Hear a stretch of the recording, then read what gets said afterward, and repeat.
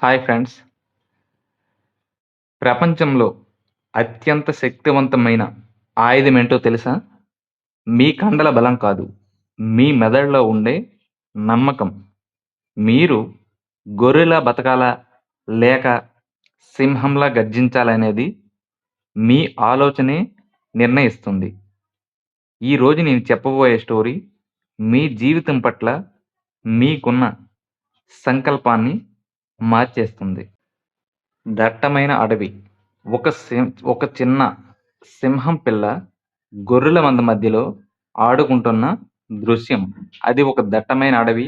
ఒక సింహం వేటకు వెళ్ళినప్పుడు ప్రమాదస్తు దాని చిన్న పిల్ల దారి తప్పిపోతుంది. ఒంటరిగా భయంతో వణుకుతున్న ఆ చిన్న సింహం పిల్లకు ఒక గొర్రెల మంద కనిపిస్తుంది. ఆ గొర్రెలు ఈ పిల్ల సింహాన్ని చూసి జాలిపడి తమతో పాటే తీసుకెళ్తాయి. కాలం గడుస్తుంది.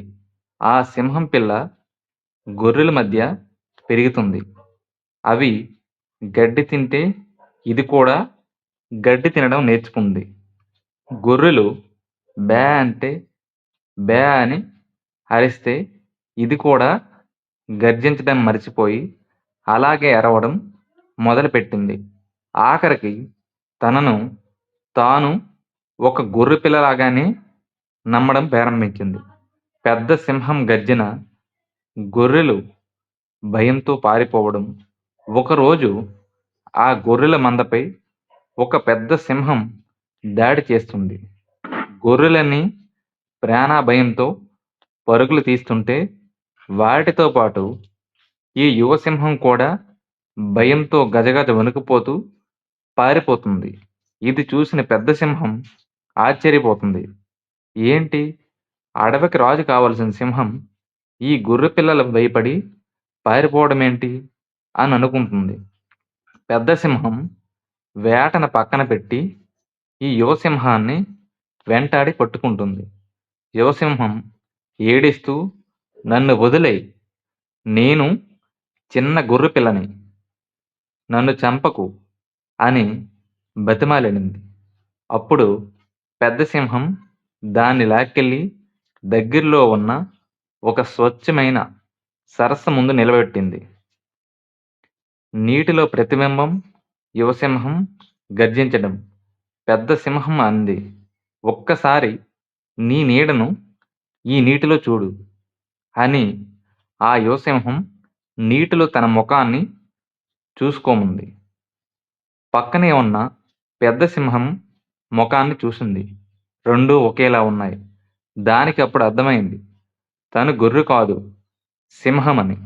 వెంటనే అది తన గొంతులో దాగి ఉన్న శక్తినంతా కూడగట్టుకొని ఒక్కసారిగా గర్జించింది. ఆ గర్జనకు అడవి మొత్తం దద్దరిల్లింది. అప్పటి వరకు గొర్రెలా వణికిన ఆ జంతువు ఒక్క క్షణంలో అడవికి రాజుగా మారింది. ఫ్రెండ్స్, మనలో చాలామంది ఆ యువసింహంలాగే బ్రతుకుతున్నారు.